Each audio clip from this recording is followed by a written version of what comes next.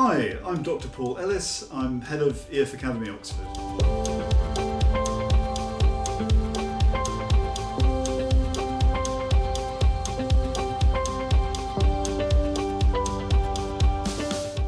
Well, we're very fortunate in having all the facilities that are available in Oxford. So, for example, we use Oxford Brookes Sports Facilities. This is the new university in Oxford, and they have fantastic university quality facilities. We also use, for example, Oxford City Football Club. We have tennis courts.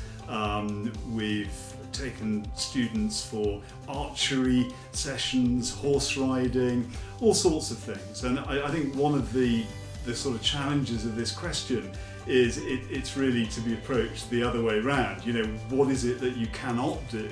And it's very difficult to think of anything because we have the resources of Oxford available to our students, and they can be accessed within 5 minutes to 20 minutes. Well, a huge range. At the moment we offer probably about 35 to 40 activities, more if you include academic extension activities, engineering club and so on. Most popular are probably clubs like the Model United Nations Club, which takes place here but also involves going to conferences at Cambridge University, for example. There's all the usual sports stuff and more. So football's very popular, badminton, basketball, and you can even try new sports. Archery, clay pigeon shooting, swimming, of course, is popular. So it's really a case of, what are you interested in? What level do you want to pursue it at? And we take a very individualised approach to kind of supporting that. So it's really dependent on the individual enthusiasms of particular students. 5.5 on the IELTS test is the score that we usually require. But I think it's also worth remembering that your English will improve massively when you're in a 24/7 English-speaking environment. You also get a lot of support in classes. Your subject teachers are specialists in teaching their subject to students whose first language isn't English. There are also extra English classes. So I think the thing I'd say to you is obviously get the best IELTS score that you can, but don't worry too much if you don't feel particularly confident, because your English skills will improve massively. We have students from all over the world, and that's the really great thing about Academy. It's a genuinely, authentically international school where you can learn about other people from other places, and in so doing, learn a lot about yourself.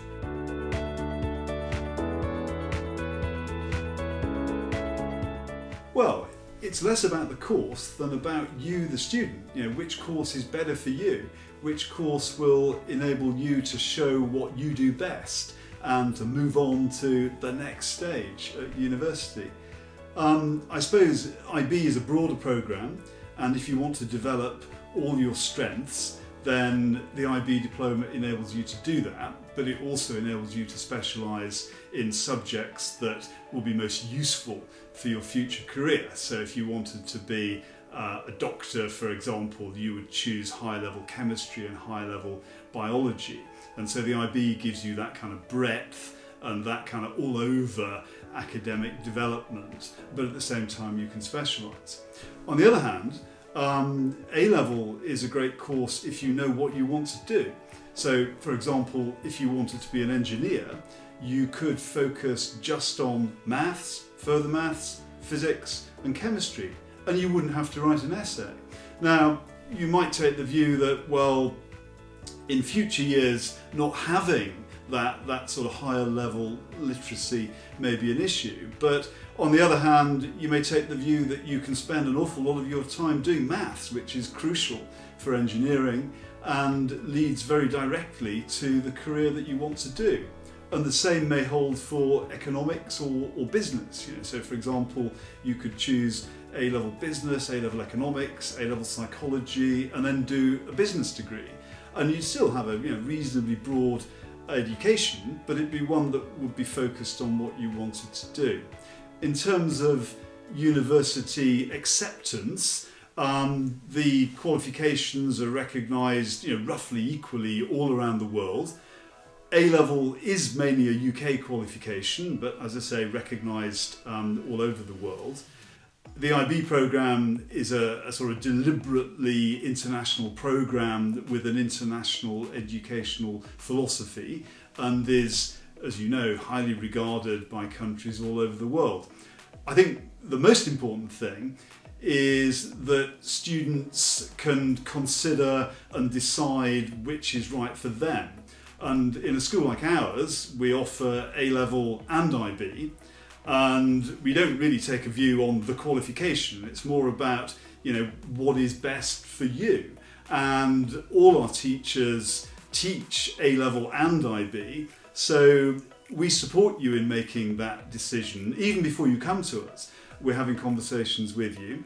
It is possible to change early on if you find that the course you're following isn't quite right for you, if you want a more general course or a more specialised course. But I think the thing to remember is that you get an awful lot of guidance and support from the University Guidance Counsellor before you join us, from the IB coordinator before you join us, from the A-level coordinator before you join us. And I think that's probably a good general introduction to which is the better qualification.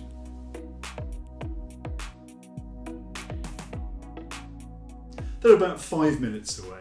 The residences used to belong to Oxford Brookes University, and they're in a beautiful kind of green area, lots of trees, and it's very, very quiet.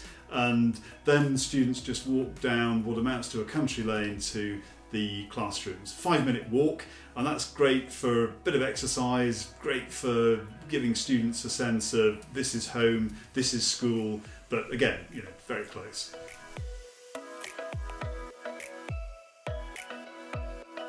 Yes, and you need them. It's a very packed year, but obviously you're in the environment 24/7, and it's important that you do get a break.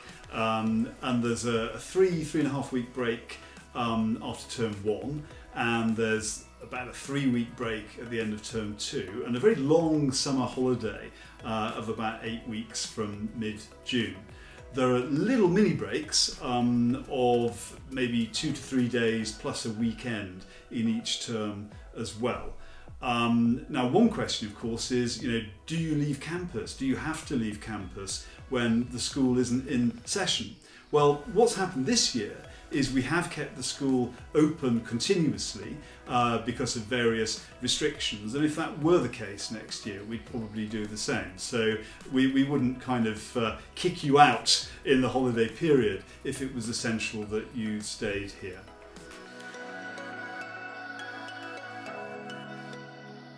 Oxford isn't closing. We're a great school and going to be even greater. Thank you for all your questions. Can't wait to welcome you to campus.